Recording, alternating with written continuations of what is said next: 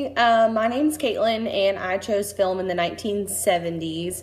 I'm going to start off with just a little bit of history in the 70s with filmmaking, and then I'll go on to somebody that was kind of influential at film at this time. The 70s opened up with Hollywood already, or New Hollywood, I guess I should say, already experiencing a financial and artistic depression. They really struggled at this time as it was like post-war and whatnot. But it was also a creative high point for the U.S. film industry. This was also a time that the production code that we had learned about previously, where the production code restricted anyone from having any sort of violence, drug use, any sort of foul language or sexuality used in films. This was the year that it actually was closed, and the production code actually was ended at this time. So films were able to include those type of things. So there wasn't such a strong restriction on filmmaking at this time due to the production code. There were new techniques that were brought out during this time. Some of the new techniques were sound effects, lighting. There was artificial lighting that was used, and there was also low-key lighting. Low-key lighting was used to brighten up some of the darker scenes so that you could actually kind of see what was going on. And then also the lighting helped with some scenes that were really, really bright to kind of dimming them out a little bit so that you could see more detail of the scenes. There was a group of filmmakers that coincided with the popularity of the auteur theory, I believe is how you say it, which led film directors to express their personal visions and creative insights in their filmmaking. Before the 70s, film producers didn't exactly have that much control over their films, so this theory allowed filmmakers to be able to decide kind of what they wanted in their films and how they envisioned their films to be produced, and kind of have their personal touches on their own films. So this was a big breakthrough for filmmakers as well, so that they were able to put their own personal touches on their films as well.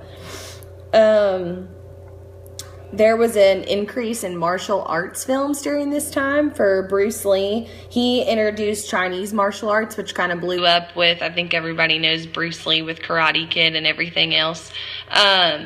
Chinese martial arts really opened up to be like a realism type thing for the Chinese culture, and for martial arts to really be big into movies or action films of this sort.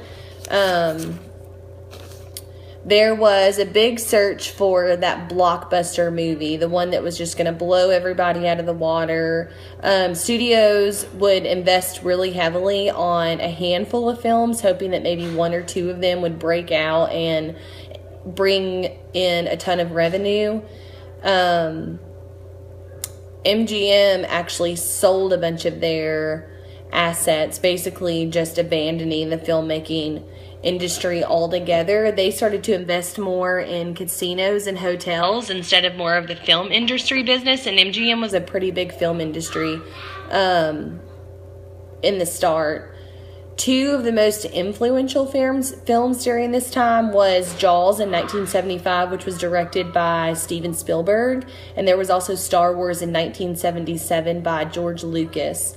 Jaws was actually a movie that blew out of the box office. Everyone blew up over this movie, the action that was in it, the detail, how on the edge of your seat you were over this movie, because it seemed so real with the sound effects that they had put in, the lighting, some of the drama that they had put in it of the shark attacking the people. So they actually called this Jaws Mania because it just went so big.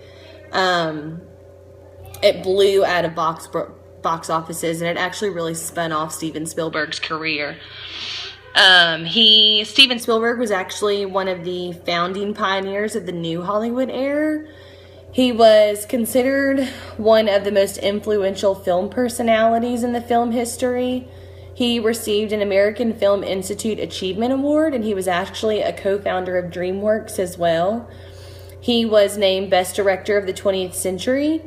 One thing I find interesting about him is he doesn't do casting calls. He doesn't, per se, like, have this billboard of, looking for cast members for such and such film. He pretty much hired his actors and actresses based on their previous film work, based on their history in the film and how successful they were and how he thought they came across on screen. So he didn't really do casting calls, which I thought was really interesting. He goes off of their past work more than just having them come in for an interview to audition for a movie, I guess you could say, which I thought was pretty cool.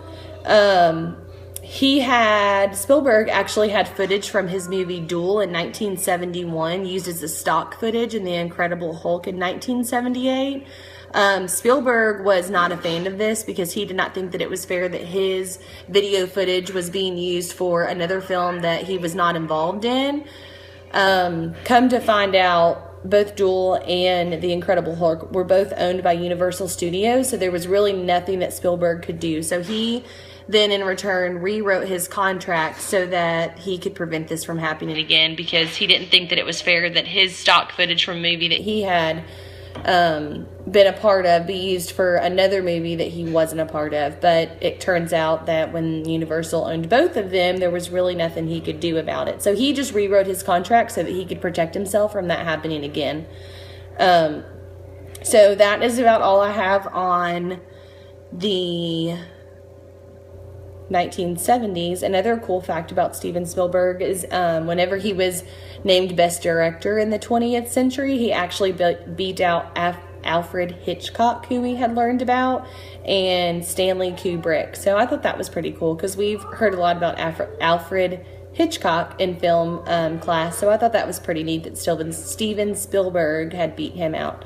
So that's all I have on the 70s. Hope you enjoy. Thanks.